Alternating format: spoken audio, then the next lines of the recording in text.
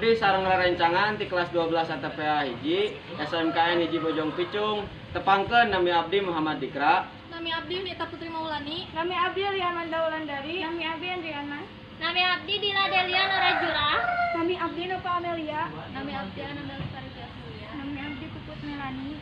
Nami abdi Nadila Alawiyah. Nami abdi Rajina Maulana Yusuf. Abdi sareng rerencangan bade ngaulinkeun kaulinan oray-orayan. Oray-orayan luwah leo. Oray-orayan nyaeta kawih kaulinan anu sok dihaleangkeun nalika barudak rek ulin ucing-ucingan. Biasana samemeh prung ulin barudak sok silih cekel heula tak-tak.